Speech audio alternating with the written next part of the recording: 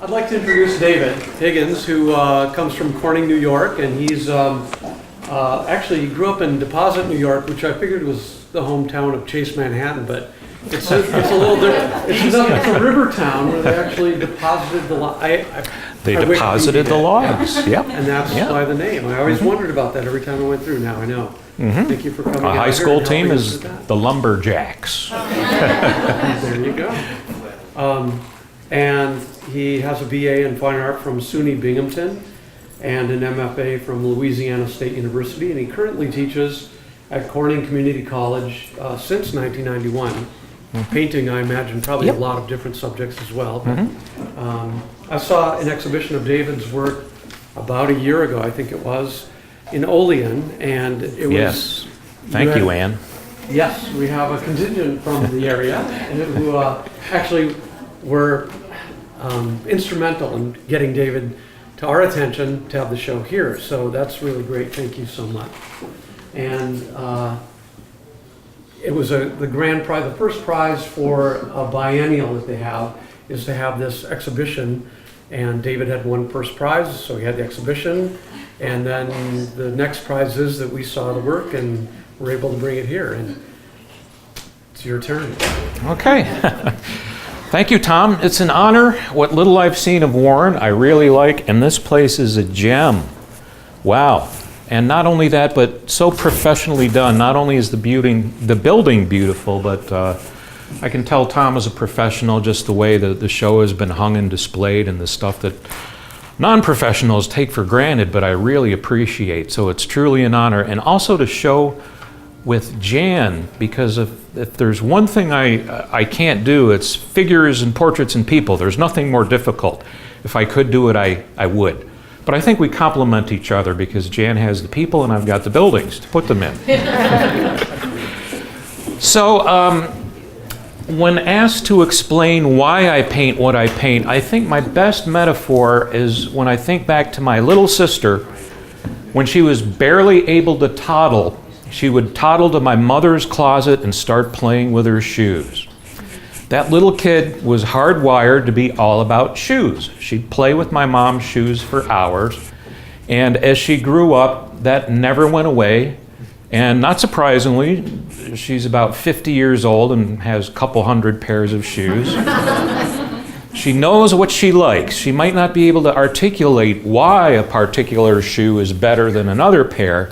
She just seems to know. And when it comes to my subject matter, something will just jump out with me and stick with me and lodge in my subconscious until I exorcise it by painting it.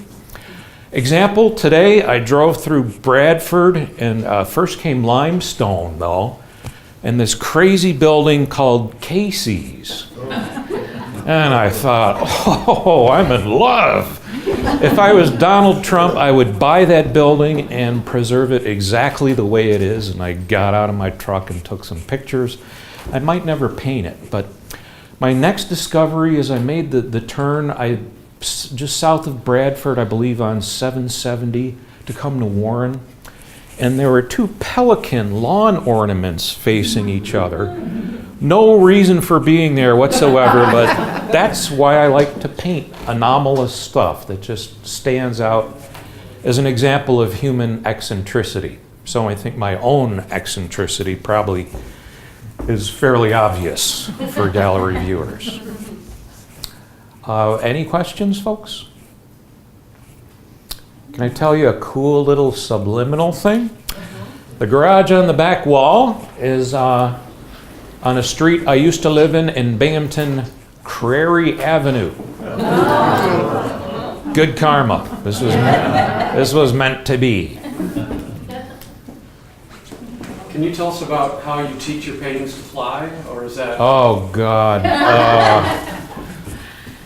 52 years old, and sometimes I feel like I'm going on 12. I loaded up all my paintings for the show in the bed of my pickup truck, and this one went on top because it was one of the heaviest. I thought, oh, gravity will hold this down. I don't need to use bungee cords or any of that. And just short of the Bolivar exit, the truck suddenly shot forward with a little extra burst of speed, and an object I saw the corner of my eye in my rearview mirror, and it went flying onto the highway. And luckily, it apparently planed so that it did not land in the road and did not total some car behind me, thank God. And I turned around at the next exit and was able to retrieve it, and by some miracle it was undamaged, but I was shaken for 45 minutes after that escapade. Well, happy ending. Well, if you had cleaned your windshield, it probably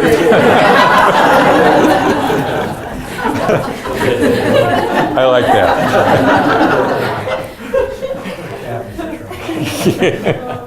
Lesson learned. Tell me about your fascination with the miniatures, the little miniature paintings. Each set of 16 is one particular month, and eventually I'm going to paint all 12 months and have a show somewhere where I show them in consecutive order. And the beauty of those, they're so small that I can do them very quickly and without a lot of time investment, and I can discard the ones that don't work, so I can only glean the ones that I think make the cut. So my junk pile of those little guys is 3 times as big as the keepers, but they're so much fun. They're really a lot of fun. I asked you before about the symbolism, the tire, and what does that mean? I learned in art school never to give anything away, to be kind of coy and deliberately obtuse, partly in order to seem mysterious, but it sure as hell seemed to work. And I went through a phase of putting whatever subject I was painting exactly in the middle, with no attempt at making it interesting, in other words, making it deliberately boring. And one day I was driving down a road, and a tire seemed like the perfect symbol of obtuseness. Just a big round thing right in the middle. And as it happens, though, due to the time of day and play of light and stuff, it can be a lot more than just a symbol in that way. So I think I've gotten some good paintings out of tires. You just never know what will strike you. Quite unpredictable.